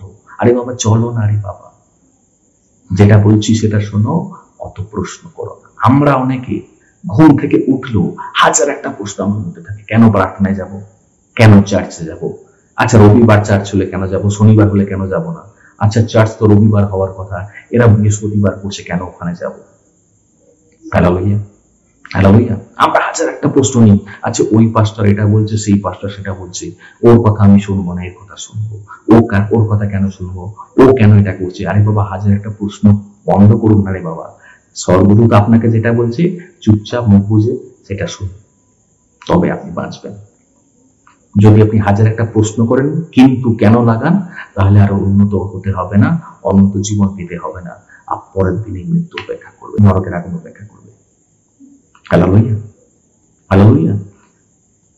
আপনি এই গল্পটা পড়াটা পুরোটা পড়ে নেবেন, আমার কাছে সময় নেই, 11 পদ পর্যন্ত পড়ে নেবেন, পুরো বাক্যটাতে লেখা আছে। তখন স্বর্গদূত বলছে তাড়াতাড়ি ওঠো, সময় নেই, চলো আমাদেরকে এখান থেকে যেতে হবে। সে ভাবছে হ্যাঁ ঠিক আছে চলো, ঘুমের ঘোরে রয়েছে এখন পর্যন্ত, হ্যাঁ ঠিক আছে চলো। আরে বাবা জামা কাপড় তো পর, বাইরে চলে যাবি, বাইরের লোকেরা দেখলে কি বলবে। ও আচ্ছা আচ্ছা ঠিক আছে। ঘরের মধ্যে আমরা যেমন থাকি, বাইরে তো আমরা সেরকম ভাবে দেখাতে চাই না, সেটা নয়। বাইরে গেলে জামা কাপড় পরে যান, কি পরে যান, জামা কাপড় পরে যান। আমি জানি না কতজন বুঝলো। আপনার মূর্তি ঘরেতে এক, বাইরেতে যেন সে মূর্তি না থাকে। আপনার ব্যক্তিগত জীবন যাই হোক না কেন, আপনার দুঃখের জীবন, কষ্টের জীবন, সমস্যার জীবন যাই ঘরেতে হোক না কেন, বাইরে যখন যাবেন সবসময় সুটেড বুট থাকবেন। হালেলুয়া। যদি বুঝতে না পারেন তাহলে আমাকে কখনো চার্চে দেখে নেবেন। Hallelujah, hallelujah. যাই হোক বাদ দিই, আমার কথা না বলে প্রভুর কথা বলি। প্রভু পবিত্র আত্মা তাকে বলছে আরে বাবা এইভাবে থাকলে চলবে না, গায়ে জামা পর, জুতো পর, কেন তোকে অনেকটা রাস্তা যেতে হবে। পবিত্র আত্মার কথা অনুসারে সে তার নিজের জামা পরলো, আলখাল্লাটা পরলো, তাহলে তার গায়ের সমস্ত ক্ষত ঢেকে গেল। বলো পায়ে জুতো পর, কেননা এখন অনেক রাস্তা তোকে ছুটতে হবে, কোথায় কাঁটা ফাটা রয়েছে, কোথায় আমরা রাস্তা যেতে যেতে পারবো না কারণ পালাচ্ছি, সেই জন্য ভালো করে পায়ে জুতো পর। জুতো পরলো, এবার বললো চো এবার আমার সঙ্গে চল, আমি যেখান থেকে যাবো আমার সঙ্গে সঙ্গে যাবে। আপনি পড়ে নেবেন বাইবেল, আমি আর পড়ছি 11 পদ পর্যন্ত পড়ে নেবেন। আমি বললো ঠিক আছে চলো। দেখছি চারিদিকে এই রে এ সৈন্য ঘুমাচ্ছে, এদিকে দেখছি এই সৈন্য ঘুমাচ্ছে, ঠিক আছে চলো। দেখি দরজার কাছেও সৈন্যরা পড়ে পড়ে ঘুমাচ্ছে, অজ্ঞান হয়ে গেছে। যাই এত বড় শক্ত করে বাঁধা, এত বড় কঠিন তালাটা খুললো কি করে, দেখছে লোহার গেট খোলা, তার ভিতরে এবং তার বাইরে 4 জন যে গার্ড ছিল তারাও সবাই অজ্ঞান হয়ে পড়ে রয়েছে। তার পরবর্তী সে তাদেরকে পেরিয়ে লাফিয়ে ডিঙিয়ে চলে এলো, এসে যখন তার পরবর্তী গেটের কাছে এলো, সেই গেটও দরজাও আপনি আপনি খুলে গেল। আর তার সামনে আর পিছনে যে 4 জন পাহারাদার ছিল তারাও দেখছি মরার মতো পড়ে রয়েছে। তারপরেও যে গেট, সেই গেটের ভিতরে এবং বাইরে যে 4 জন করে যে রক্ষীরা ছিল তারাও অজ্ঞান হয়ে পড়ে গেছে, সেই গেট খুলে গেল। এবং সব শেষে প্রধান গেটটা খুলে গিয়ে তারা সবাই কারাগারের বাইরে এসে ফাঁকা আকাশে নিচে ধোয়ালো। তখন বললো সত্যি সত্যি পেরিয়ে গেলাম, এখন তো অনেক রাত, এখন কোথায় যাব। আরে বাবা চিন্তা করছো কেন, আমি তো আছি। পবিত্র আত্মা বলছে চিন্তা করছো কেন, আমি তো আছি। তোমার রাতের চিন্তা, আমার মধ্যে থেকে এত আলো, দেখো শারীরিক সব কত আলো হয়ে গিয়েছে, তুমি আমাকে অনুসরণ করে এসো, তোমার আলোর দরকার নেই। অনেকে মনে করে আমার জীবনে তো অন্ধকার, আমি কোন দিকে যাব, কিভাবে যাব, আমার চারিদিকে প্রতিপর অনেকগুলো বাধা ডিঙিয়ে আমি যেতে পারবো না। কেন জানেন? কারণ এতদিন আপনি একা চলতে চেয়েছেন, এতদিন আপনি পবিত্র আত্মাকে সঙ্গে নেননি, এতদিন আপনি প্রভু যিশুকে সঙ্গে নেননি, এতদিন আপনি সর্বভূতকে সঙ্গে নেননি, ঈশ্বরের বাক্যকে সঙ্গে নেননি। Hallelujah, hallelujah. আপনি যদি এই বন্দি দশা থেকে বেরোতে চান, আপনার জীবনের সমস্যা থেকে, কষ্ট থেকে, প্রবলেম থেকে যদি বেরোতে চান, আপনার জীবনে যে কোনো প্রবলেম আছে, এই 3টে কাজ করতে হবে। 3টে বলবো না, অ্যাকচুয়ালি 4টে কাজ করতে হবে। কটা কাজ? চারটে কাজ করতে হবে। কি? ঘুম থেকে উঠতে হবে। হালেলুয়া। প্রভুর ডাকে সাড়া দিয়ে ঘুম থেকে উঠতে হবে। আপনার আত্মাকে জাগান, আগে যেমন জেগেছিলেন জেগে উঠুন। হালেলুয়া। এখন সময় এসেছে জেগে থাকার, এখন সময় এসেছে প্রভুকে সম্মান দেবার। আপনি জেগে উঠুন, প্রভুকে সম্মান দিন। আর যখনই আপনি জেগে উঠবেন, প্রভুতে যখন আপনার আত্মা জেগে উঠবে, তখনই আপনার হাত থেকে সমস্ত বন্দিদশা বেরিয়ে খুলে যাবে। আসলে সেখানেই শেষ নয়। তখন কি বললো? বলো নাও তুমি তোমার জামা পরো। জামা পরো মানে কি? তোমার শরীরটাকে ঢাকো, তোমার উলঙ্গতাটাকে ঢাকো, তোমার লজ্জাটাকে ঢাকো। তার মানে কি? এতদিন আমরা যে পাপ করেছি, আমাদের পাপটাকে ঢাকতে হবে কি দিয়ে? জামা কাপড় দিয়ে। জামা কাপড় মানে কি জানেন? ঈশ্বরের বাক্য দিয়ে, ঈশ্বরের পবিত্রতা দিয়ে, ঈশ্বরের পবিত্র আত্মা দিয়ে। আমাদের ঈশ্বরের পবিত্র আত্মাকে, প্রভু যিশুকে যেন আমরা গায়েতে জড়িয়ে নিই। লোকেরা যখন আমার দিকে তাকাবে, আমার ক্ষত যেন না দেখতে পায়, বরং সেই জামাটা যেন দেখতে পায়, জামাটা কি সুন্দর রং। Hallelujah, hallelujah. প্রভু যিশুকে যেন আমরা আমাদের শরীরে পরিধান করে নিই।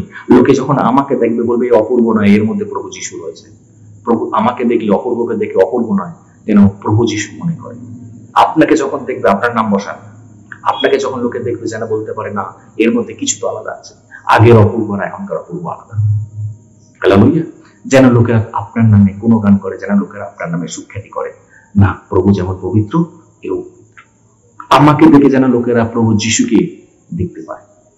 হালেলুয়া। সেই জন্য আমার চারিদিকে কি করতে হবে? জামা পরতে হবে। জামা মানে কি? কোন জামা?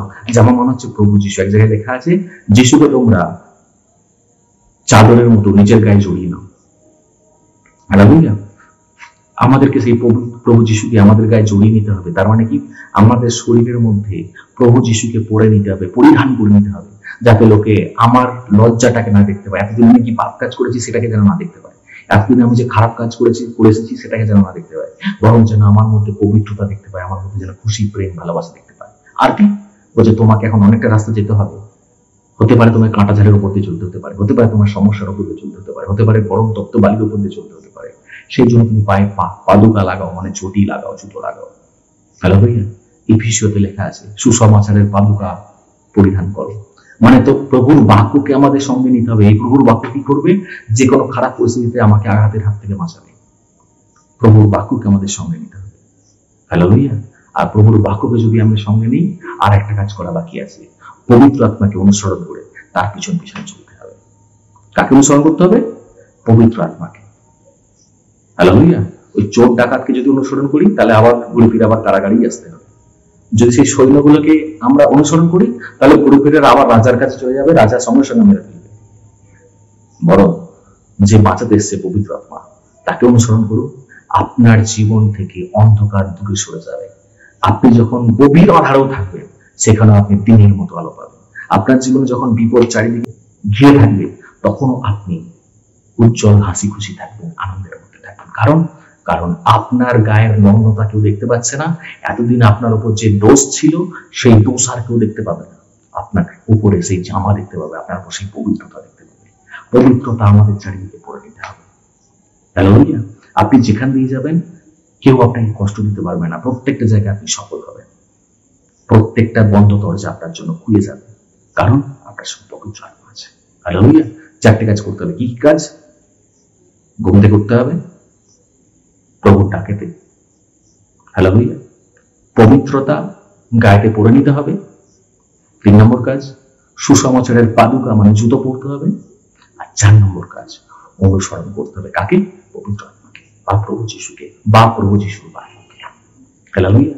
তাহলেই আপনার জীবনে প্রত্যেকটা বন্ধ দরজা আস্তে আস্তে খুলে যাবে। আর লেখা আছে বাইবেলের শেষে পড়বেন, আর তারা অনেকটা রাস্তা হেঁটে হেঁটে গেল, অনেকটা রাস্তা হেঁটে হেঁটে গেল। সেই অন্ধকারতে, সেই মাঝরাতে রাস্তা কি করে দেখলো? আরে তার আগে আগে সবদূর চলছে, তো তার আলোতেই আলোকিত হয়ে যাচ্ছে সমস্ত রাস্তা। সেই আলো দেখে দেখি চলছে। এখন সমস্যা এখানেও রয়েছে। বেচারা এতক্ষণ ধরে হাঁটতে হাঁটতে ভাবছে, এটা হতে পারে না, এটা মনে হয় আমি স্বপ্ন দেখছি। লেখা যখন পড়ে নেবেন বাইবেল, ও ভাবছে হয়তো এটা ঘুমিয়ে ঘুমিয়ে আমি স্বপ্ন দেখছি। অনেক সময় কিছু কিছু বিশ্বাসী আছে, তার জীবনে চমৎকারই হয়, তার জীবনে সমস্যা সমাধান হয়, প্রার্থনা করে উত্তর পায়, তাও মনে করে এটা আমার কাছে স্বপ্ন। এটা ঠিক নয়। প্রভু যিশুর মধ্যে কিছু নেই। হালেলুয়া। এটা সাধারণ ছোটখাটো হতে পারে, বড়সড় কিছু হতে পারে না। প্রভু যিশুকে তারা স্বপ্নের মতো মনে করে। ভালো একটা স্বপ্ন সত্যি হয় না। অনেকে মনে করে এই যে অপূর্ব এত গাল ভরা মিষ্টি মিষ্টি কথা বলছে, এগুলো স্বপ্ন, বাস্তবের কোনো মানে নেই।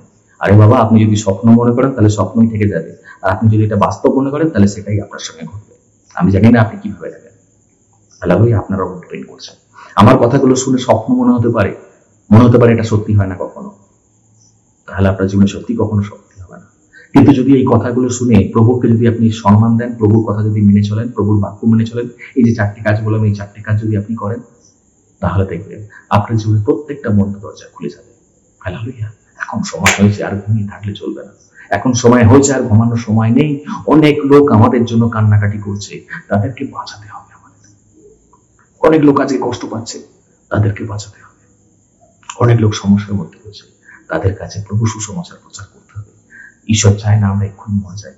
আত্মহত্যা করবেন না। যদি মনে হয় আমার জীবনের আর কোনো দরকার নেই, এই জীবন শেষ করে ফেলবো, দয়া করে নিজের জীবনটা শেষ করবেন না। কারণ এই জীবনটা আপনার ইচ্ছায় যখন জন্ম হয়নি, তাহলে আপনার ইচ্ছাতে এটা মৃত্যুবরণ করার কোনো অধিকার নেই।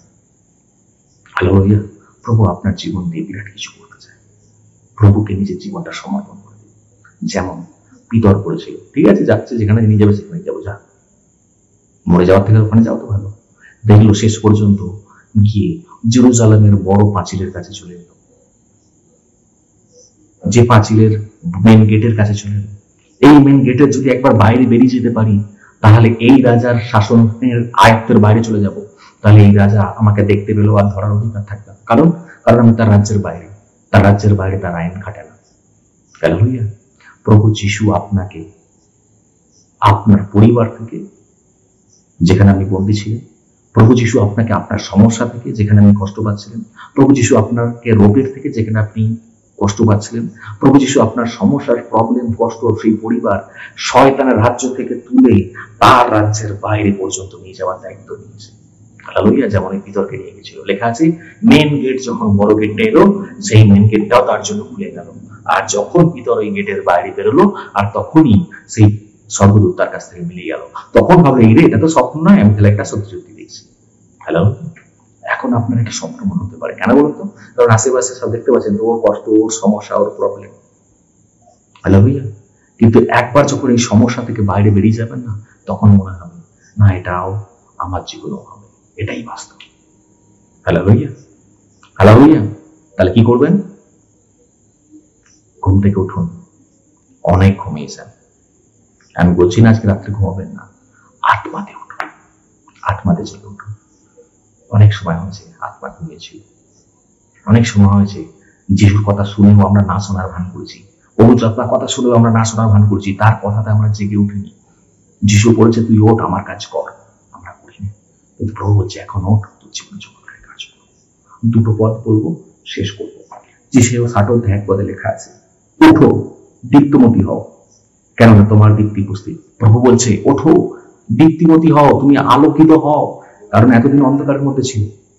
তুমি ওঠো, আলোকিত হও, তুমি অন্ধকারের মধ্যে ছিলে, কেননা তোমার আলো তোমার কাছে এসে গেছে। আমি বলছি এই ভিডিওর মাধ্যমে, ঈশ্বরের বাক্যের মাধ্যমে, আপনার সেই আলো যেটা এতদিন অন্ধকারের মধ্যে ছিলেন, সেই অন্ধকার থেকে উদ্ধার করার জন্য আপনার আলো আপনার কাছে এসে গিয়েছে। এবং সদাপ্রভু প্রতাপ তোমার উপরে উদিত হলো। যে শক্তি এতদিন ছিল না, যে শক্তির জন্য আপনি এতদিন বন্দী ছিলেন, সদাপ্রভুর শক্তি আপনার উপরে আসছে।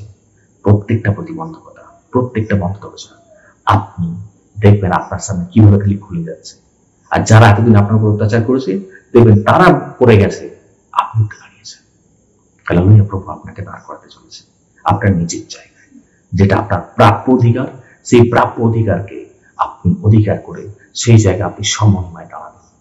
আর যারা এতদিন খারাপ কথা বলছিল, তারা ভাববে না কুছ তো আলাগ হ্যায়। হালেলুয়া। তারা বলবে না কুছ তো আলাগ হ্যায়। আর এটা শোনার জন্য তৈরি থাকো। হালেলুয়া। লোকেরা আপনাকে দেখে প্রভুর মহিমা করবে, কেননা আপনার আলো যেটা প্রভু দিয়েছে আপনার কাছে উপস্থিত হয়েছে। হালেলুয়া। এফেসীয় 6:18 পদ লেখা আছে, তাহলে কি করবে? সর্ববিধ প্রার্থনা ও বিনতি সহকারে সর্বসময় আত্মাতে প্রার্থনা করো, যেটা ওই মন্ডলী লোকেরা করছিল। সর্বসময় আত্মাতে প্রার্থনা করতে হবে সবার জন্য, পাস্টরের জন্য, অন্য বিশ্বাসীদের জন্য, যারা কষ্টে পড়ে রয়েছে তাদের জন্য। উৎসবেতে গা ভাসিয়ে দেবেন না। জগতের লোক যেভাবে আনন্দ ফুর্তি করছে, ওই আনন্দ ফুর্তিতে গা ভাসিয়ে দেবেন না, তাহলে স্বর্গরাজ্য অনন্ত জীবন পাওয়া যাবে না। এই জগতের আনন্দটা হচ্ছে 60 বছর 70 বছরের আনন্দ। আপনি 2 ঘন্টা, আপনি 500 টাকা খরচা করবেন, বড় মাল্টিপ্লেক্সে সিনেমা দেখতে যাবেন, এসি ঘরেতে বসে থাকবেন, দামি পপকর্ন খাবেন, কতক্ষণের জন্য? 2 ঘন্টা 3 ঘন্টার জন্য। কিন্তু 3 ঘন্টা পর আবার আপনাকে রোদেই বেরিয়ে আসতে হবে। এটা ভাবুন, আপনি জগতে আনন্দ করছেন এই 60 বছরের জন্য, এটাই 2 ঘন্টার সিনেমা দেখার মতো।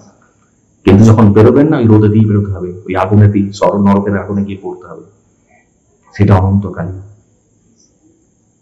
হালেলুয়া। তার চেয়ে বলুন এখন একটু মন পরিবর্তন করুন না, দেখবেন চিরকালীন এসিতে গিয়ে বসবাস করবেন স্বর্গরাজ্যে। ঈশ্বরের সঙ্গে থাকবেন, দামি দামি পপকর্ন খাবেন। পপকর্ন মানে আমি পপকর্নের কথা বলছি না, আমি জীবন বৃক্ষের ফলের কথা বলছি। হালেলুয়া। হালেলুয়া। আপনি গদিওয়ালা সিটে বসে থাকবেন সোনার সিংহাসনে। হালেলুয়া। যদি এগুলো পেতে চান, প্রভুর কথায় শুনুন, প্রভুর কথাই গিয়ে শুনুন। হালেলুয়া। আর কি বলছে এখানে লেখা আছে, মন দিয়ে শুনবেন, এফেসীয় 6:18 শেষের দিকে, এবং ইহার নিমিত্ত সম্পূর্ণ অভিনিবেশ ও বিনতি সহ জাগিয়া থাকো। আমাদের জেগে থাকতে হবে, সম্পূর্ণ অভিনিবেশ, সম্পূর্ণ। একটু একটু ঘুমাবো, একটু একটু জাগবো না। দুদিন প্রার্থনা যাবো, দুদিন যাবো না, সেটা নয়। দুদিন প্রার্থনা করবো, দুদিন করবো না। দুদিন বাইবেল পড়বো, দুদিন পড়বো না, এরকম নয়। সম্পূর্ণ অভিনিবেশ দিয়ে, সম্পূর্ণ হৃদয় মন আত্মা দিয়ে আমাদের জেগে থাকতে হবে, প্রভুর কাজ করতে হবে, প্রভুর কথায় এগিয়ে চলতে হবে। হালেলুয়া। তবেই আপনার জীবনে অন্ধকার দূরে সরবে, আপনাকে ঈশ্বর টেনে হিজড়ে বার করবে। কত গভীর, কত বেশি গর্তে আপনি থাকুন না কেন, আপনি কবরের মধ্যে থাকলেও সেখান থেকে প্রভু বার করে বলবে, যত আমি সিংহাসনে বসাবো। হালেলুয়া। হালেলুয়া। প্রভুর ইচ্ছা আপনার উপর হয়েছে। শেষ বাক্য যিশাইয়া 60:2 কি লেখা আছে? কেননা দেখো, অন্ধকার পৃথিবীকে ঘোর তিমির জাতিগণকে আচ্ছন্ন করিতেছে। আমাদের বেরোনো দরকার আছে। আমরা না বেরোলে আর কারা বেরোবে? কারণ আজকে জগৎ অন্ধকারের মধ্যে পড়ে রয়েছে। ঘোর তিমির মানে একদম কঠিন রাত্রের মধ্যে রয়েছে। কেউ সঠিক পথ জানি না, সবাই খালি হোঁচট খাচ্ছে চলার পথে, সবাই খালি আঘাত পাচ্ছে চলার পথে। কিন্তু প্রভুর আলো আপনার কাছে এসেছে। আপনার দায়িত্ব কি? যারা হোঁচট খাচ্ছে, যারা অন্ধকারে ঘুরে ফিরে বেড়াচ্ছে, যারা হাত ধরে মরছে, যারা সঠিক পরিত্রাণকে খুঁজে পাচ্ছে না, সত্য ঈশ্বরকে খুঁজে পাচ্ছে না, তাদের সামনে প্রভু দেয়া এই আলোকে পৌঁছে দেওয়া। হালেলুয়া। এই আলো সেই অসহায় ব্যক্তিদের কাছে পৌঁছে দেয়। প্রভু এটাই চায়। হালেলুয়া।